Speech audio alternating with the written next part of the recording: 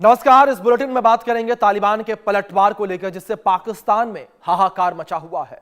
पाकिस्तान के army chief Asim Munir को जिस बात का डर था, तालिबान ने वही कर दिया। तालिबान ने 22 फरवरी को पाकिस्तान की सर्जिकल स्ट्राइक का करारा जवाब दिया। अफगानिस्तान की सेना ने बॉर्डर पर पाकिस्तानी आर्मी की चौकियों पर एक बड़ा हमला किया। इसके बाद सीमा पर कई जगहों पर दोनों ओर से भीषण फायरिंग हो रही है। कई चौकियों के तबाह होने और कई लोगों की मौत होने का दावा किया जा रहा है और अफगान सेना की ओर से यह जवाबी कार्रवाई पाकिस्तानी सेना के हवाई हमलों के 2 दिन के बाद की गई है। पाकिस्तान सेना ने रविवार तड़के बमबारी की थी, जिसके बाद अफगानिस्तान ने हमले का कड़ा जवाब देने की बात कही थी। अफगान सेना बीती रात नाजियान और डरबाबा जिलों में डुरंड लाइन के पास पाकिस्तानी मिलिट्री की कई चौकियों पर हमले करती नजर आई। बता दें कि पाकिस्तान ने तालिबान को हमला न करने के लिए 10 अरब पाकिस्तानी रुपए का ऑफर भी दिया था, लेकिन तालिबान ने 2 टूक कहा था कि हम शव उठाने के लिए नहीं। बड़ा सवाल यहां पर यह कि क्या तालिबान पाकिस्तान जंग और भीषण होगी या फिर पाकिस्तान तालिबान के सामने सरेंडर करेगा, क्योंकि पाकिस्तान को इस बात का डर है कि पाकिस्तान के ऊपर जो हमला तालिबानी लड़ाकों के द्वारा किया जाएगा वो हमला काफी बड़ा साबित हो सकता है। ग्राफिक्स के माध्यम से कुछ और अपडेट्स आप तक हम पहुंचाते हैं, किस तरीके से पाकिस्तान अफगान जंग के ताजा हालात बने हुए हैं। अफगानिस्तानी सेना ने पाकिस्तान के ऊपर बड़ा हमला किया है। डुरंड लाइन बॉर्डर के पाकिस्तानी चौकियों को तबाह किया, हमला किया। कई चौकियों के तबाह होने की खबर सामने आई है, यानी कि चौकियां पूरी तरीके से मिट गई हैं, ये मलबे में तब्दील हो गई हैं और नाजियान और डरबाबा में कई जवान मारे गए हैं। कई जगहों पर भीषण फायरिंग जो है वो अभी भी जारी है, यानी कि लगातार दोनों ओर से फायरिंग हो रही है, लेकिन पाकिस्तान डरा हुआ है। पाकिस्तान को इस बात का डर है कि वो भीख मांगकर अपना देश चला रहा है और ऐसे में अगर युद्ध छिड़ा तो वो ये सह नहीं पाएगा। अब तनाव को लेकर बात करते हैं, कब कब तनाव हुआ। सबसे पहले 22 फरवरी को नंगरहार और प्रांत में हमला हुआ। 7 जगहों पर हमले में 19 नागरिकों की मौत अफगानिस्तान के अंदर हुई थी। आप समझिए किस तरीके से हमला हुआ। पाकिस्तान ने सीज फायर का भी उल्लंघन किया और उसने हमले किए। तालिबानी फौज पाकिस्तानी बॉर्डर की ओर अब बढ़ने लगी है, वो आगे बढ़ रही है हमला करने के लिए, बदला लेने के लिए। अफगान गृह मंत्री ने पाकिस्तान को मिटाने की धमकी भी दे दी है। उन्होंने कह दिया कि पाकिस्तान को मिटाकर रहेंगे। 16 मार्च को डुरंड लाइन पर झड़प देखने को मिली 2024 में। पाकिस्तान ने एयर स्ट्राइक की थी। आप समझिए किस तरीके से तनाव की स्थिति है। और अफगान में 12 नागरिकों की मौत की जानकारी जो है सामने आई। 12 नागरिकों की मौत हो गई थी और तालिबान ने फिर पलटवार किया था, बदला लिया था तालिबान ने और पाकिस्तान के 685 जवानों को ढेर कर दिया था, मार गिराया था। 2026 की यह बात है। 22 फरवरी को पाकिस्तान का हवाई हमला हुआ था और अब जो है तालिबानी सरकार वो हमले कर रही है। तालिबान की ताकत को लेकर बात करें, फौज को लेकर बात करें, 2 लाख से ज्यादा लड़ाके हैं। गोरिल्ला जंग में ये लड़ाके, ये जवान माहिर हैं। अमेरिका से लड़ने का अनुभव है इनके पास। आप समझिए, सुपर पावर से लड़ाई करने का अनुभव है इनके पास और अमेरिका के छोड़े गए हथियार भी इनके पास है, यानी कि आधुनिक हथियार। सत्ता संभालने के बाद ट्रेनिंग इन्होंने ली है और टीटीपी का सीधा समर्थन भी इन्हें है। ट्रेनिंग भी इनके द्वारा ली गई है, टीटीपी का समर्थन भी इन्हें अब मिला हुआ है। तो सीधे तौर पर आप ये समझिए किस तरीके से जो तालिबानी लड़ाके हैं उनकी ताकत इस वक्त ये बढ़ती हुई नजर आ रही है।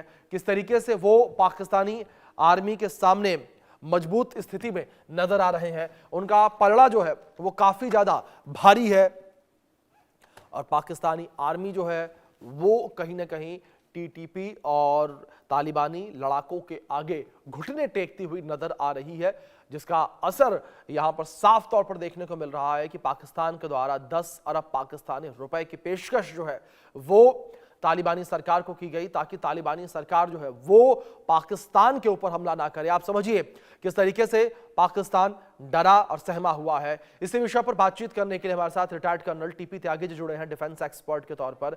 त्यागी जी, जिस तरीके से अगर इस पूरे हमले को लेकर बात करें, अब यहां पर तालिबान ने ठान लिया है कि वो पाकिस्तान को खत्म करके रहेगा, लेकिन त्यागी जी एक गौर करने की और मजे की बात यह है, पाकिस्तान ने अपनी आवाम को दिखाने के लिए एयर स्ट्राइक कर तो दी, लेकिन अब पाकिस्तान डरा हुआ है। इतना डरा हुआ है कि वो 10 अरब पाकिस्तानी रुपयों की पेशकश कर रहा है तालिबान को और रहम की भीख मांग रहा है।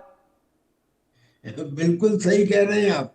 अब पाकिस्तान के डरने का एक नहीं कई कारण है। जी सबसे बड़ा कारण तो वही है जो आप बता रहे हैं कि अफगानिस्तान के लड़ाके अब वो पुराने जमाने वाले लड़ाकों से मॉडर्न लड़ाके बन गए हैं। जी अब वो बाकायदा सलवार कुर्ते में नहीं बल्कि मिलिट्री फटीग में रहते हैं।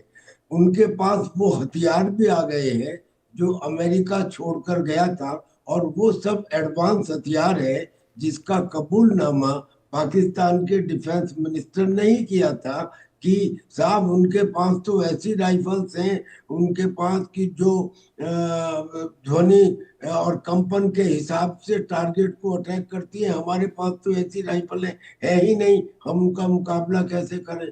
तो एक तो इस बात से डरा हुआ है, उसने एयर स्ट्राइक कर तो दी, लेकिन अब वो जो रिटेलिएशन चल रहा है उससे डरा हुआ है, पहला कारण। जी दूसरा कारण ये कि टारगेट कोई हो रहा है, रेस्पॉन्ड कोई कर रहा है। हिंदुस्तान ने भी जब पाकिस्तान के अंदर फिदाइन हमले हुए तब तो हम चुप रहे थे, जी लेकिन अब हमने हिंदुस्तान ने पहली बार इंटरवीन करके ये कह दिया कि जो जो पाकिस्तान ने अफगानिस्तान के अंदर एयर बॉम्बार्डमेंट किए हैं ये टोटली गलत है और हम इसकी निंदा करते हैं। ये दूसरा कारण है। जी और तीसरा कारण अफगानिस्तान का हिंदुस्तान के साथ आना, नजदीक बिल्कुल आना। कैसे? कुछ समय पहले उनके मिनिस्टर मुत्तकी हिंदुस्तान आए थे 6 दिन की विजिट के ऊपर, और फिर जब अफगानिस्तान के नॉर्थ में अर्थक्वेक आया सबसे पहले हिंदुस्तान ने वहां पे मदद पहुंचाई। इतना ही नहीं, बहुत सारी एम्बुलेंस भी उन्हें गिफ्ट की। तो अब पाकिस्तान को यह लग रहा है कि जिस अफगानिस्तान को मैं अपनी रिजर्व ताकत या अपनी स्ट्रेटेजिक डेप्थ समझता था, वो अफगानिस्तान तो अब दूसरों से हाथ मिला रहा है, और दूसरे भी कोई नहीं बल्कि वो जिन्हें पाकिस्तान अपना दुश्मन समझता है, यानी कि हिंदुस्तान।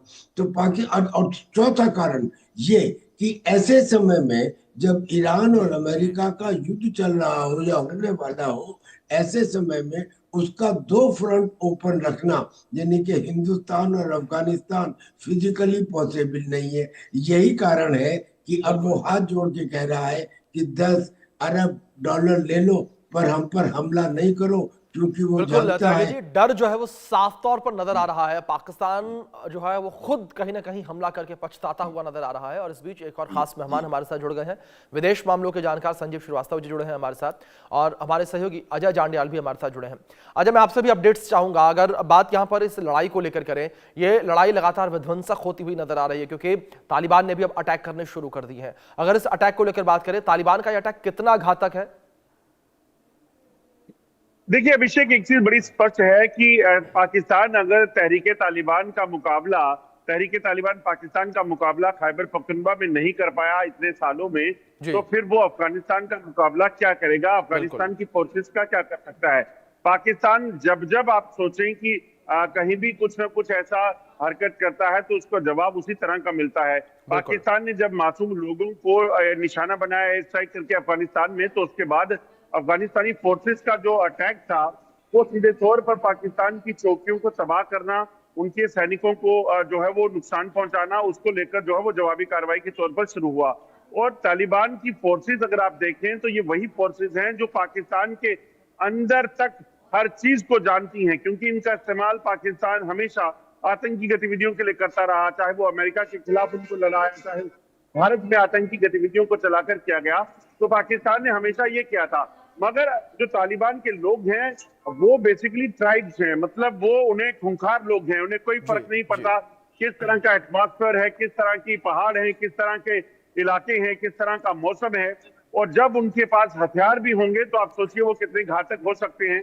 यही नतीजा है कि पिछले 12 घंटों में जो पाकिस्तान को नुकसान उन्होंने पहुंचाया है वो नुकसान बहुत ज्यादा है, और अभी ये रुका नहीं है, ये सिलसिला अभी चल रहा है।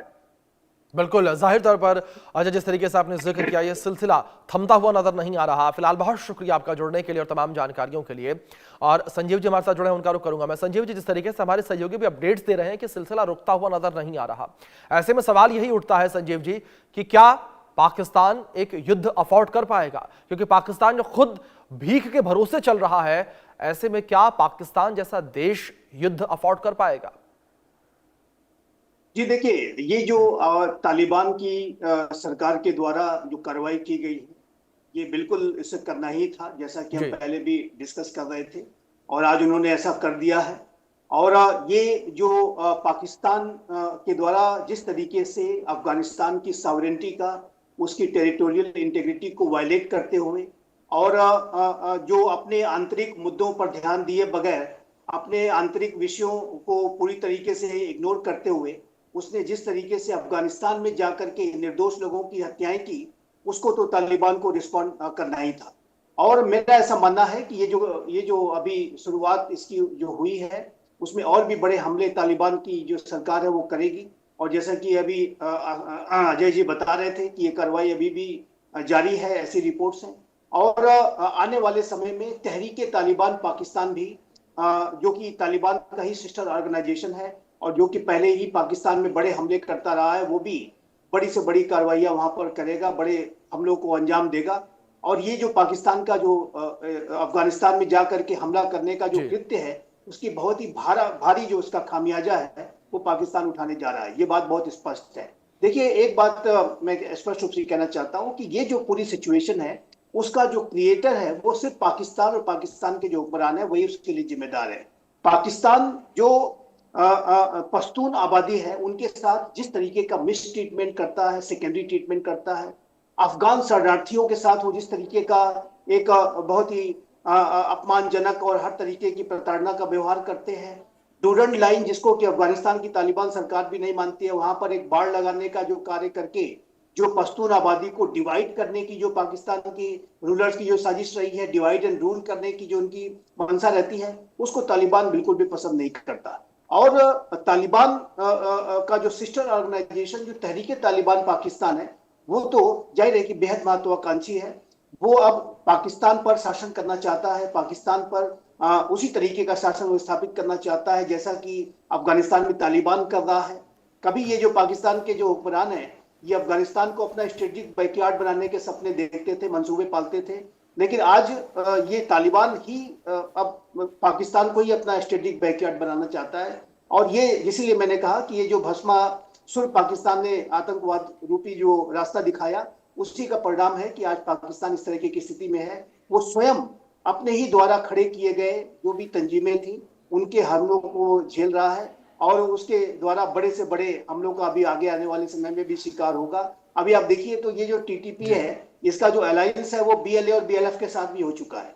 उसी तरीके की टैक्टिक्स का इस्तेमाल करते हुए बीएलए और बीएलएफ भी पाकिस्तान की सेना को और पाकिस्तान के अंदर वो लगातार बलूचिस्तान में वहां पे टारगेट करते हैं। ट्रेनें अगवा कर ली जाती हैं, सेना के अधिकारियों और सैनिकों की हत्याएं कर दी जाती हैं। और ये जो पाकिस्तान के जो सेना है, वहां की जो खुफिया एजेंसी है, कभी इसको लगता था कि हमें कोई टच नहीं कर सकता और हम जो चाहे वो कर ले, और आतंकवाद को इंस्ट्रूमेंट ऑफ स्टेट पॉलिसी के तौर पर और आतंकियों को स्ट्रेटेजिक असेट के रूप में इस्तेमाल करने की जो उनकी जो नीति रही है, भस्मासुरी की जो नीति रही है, वो आज पाकिस्तान को स्वयं जला रही है।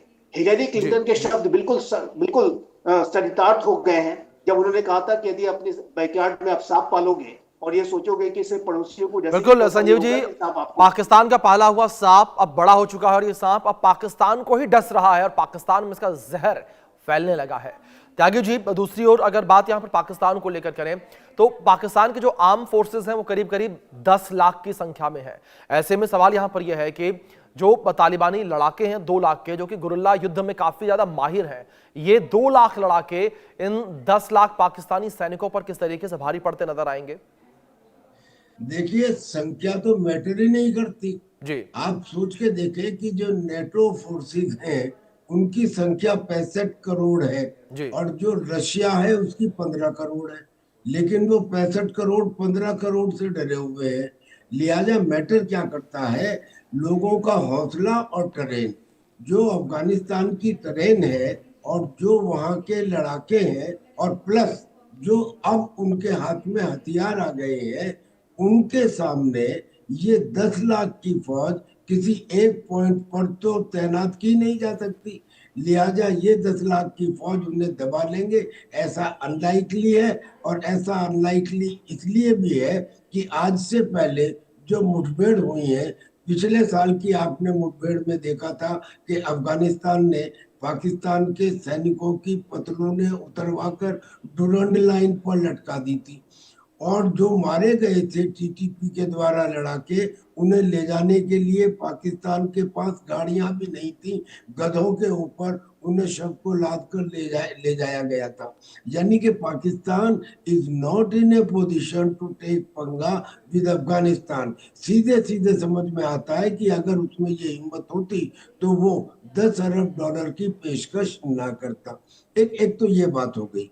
दूसरी बात यह है कि पाकिस्तान इंटरनली इतने लफड़ों में फंसा हुआ है कि अब वो अफगानिस्तान के लड़ाकों का सामना कर ही नहीं सकता।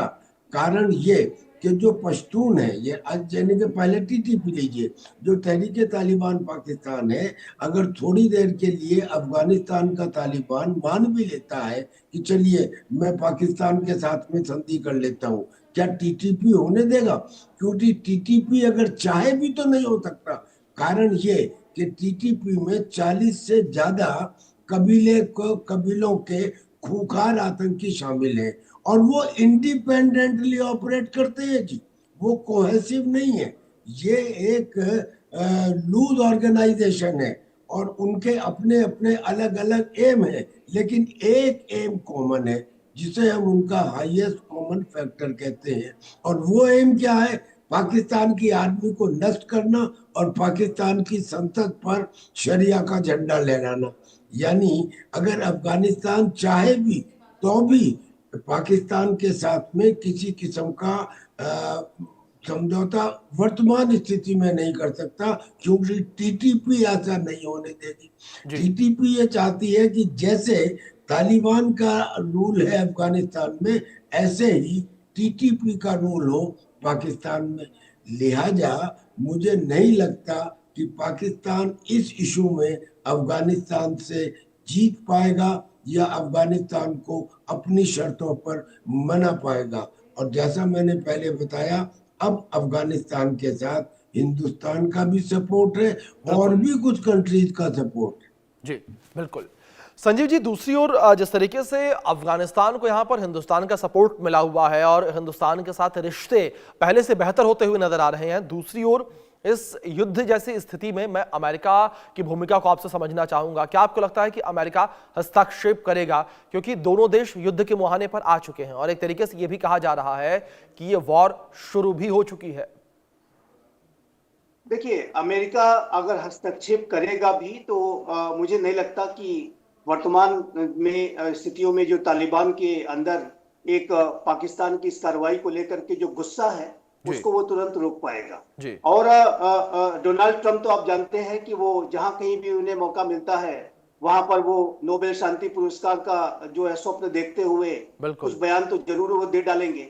लेकिन उस बयान से करने से और इस तरीके के किसी भी तरीके के वर्तमान समय की जो स्थितियां हैं, जो तनाव है, उसमें मुझे नहीं लगता कि कोई ज्यादा राहत अभी मिलेगी। क्योंकि ये जो तालिबान की जो सरकार है, देखिए एक बात बिल्कुल स्पष्ट है कि तालिबान के अंदर इस बात का भी बहुत असंतोष रहता है और कि ये जो पाकिस्तान के जो रूलर्स हैं, हुक्मरान हैं, उनको अपना एक इंफीरियर तरीके से उनको ट्रीट करते हैं। वो कहते हैं कि ये तो हम इसको कभी भी डील कर लेंगे, ये तो अफगानिस्तान तालिबान हमारा ही बनाया हुआ है और ये हमारे इशारों पर इसको काम करना चाहिए और हम इसको जब चाहेंगे तब इसको हैंडल कर सकते हैं और हमारे सामने ये ज्यादा चैलेंज नहीं पैदा कर सकता। तो ये जो एक मिस ट्रीटमेंट और एक जो सेकेंडरी ट्रीटमेंट जो अफगानिस्तान को अपने बैकयार्ड के तौर पर इस्तेमाल करने की पाकिस्तान के हुक्मरानों की अभी भी जो एक सोच है, उसको उन्हें तुरंत बदल देना चाहिए। क्योंकि ये जो तालिबान की सरकार है और ये अपने राष्ट्र के जो सॉवरेनिटी और टेरिटोरियल इंटीग्रिटी को वायलेट होते हुए नहीं देख सकती। और ये जो तालिबान के जो लड़ाके हैं, तालिबान के जो सैनिक हैं, ये बैटल हार्डेंड हैं। जब इन्होंने अमेरिका की फोर्सेस को, नेटो की फोर्सेस को भगा दिया तो पाकिस्तान कहाँ खड़ा होगा? बिल्कुल वो नहीं लड़ सकता। और यदि तालिबान ने एक बार ठान लिया कि पूरे पाकिस्तान को जो है भारी क्षति पहुंचानी है, तो उसको कोई करने से रोक नहीं सकता है। और इन्होंने बड़ी लड़ाइयां लड़ी हैं। देखिए, अफगानिस्तान को ग्रेव यार्ड ऑफ एम्पायर्स भी कहा जाता है। वहां पर बड़े बड़े साम्राज्य आए, अमेरिका और नेटो और रशिया और ब्रिटेन और सभी वहां पे आए, और वहां पर ध्वस्त होकर के और उन टेरिटरी को छोड़ करके उनको रातों रात भागना पड़ा। तो ये जो पाकिस्तान के हुक्मरानों को समझ लेना चाहिए कि तालिबान को और अफगानिस्तान को चैलेंज करने की जो कीमत है, वो पाकिस्तान अपनी कॉस्ट पर ही उसको अपने अस्तित्व के ऊपर वो संकट पैदा करेगा। और देखिए, तहरीके तालिबान पाकिस्तान की जो मंशा है वो बहुत ही एम्बिशियस हो चुका है।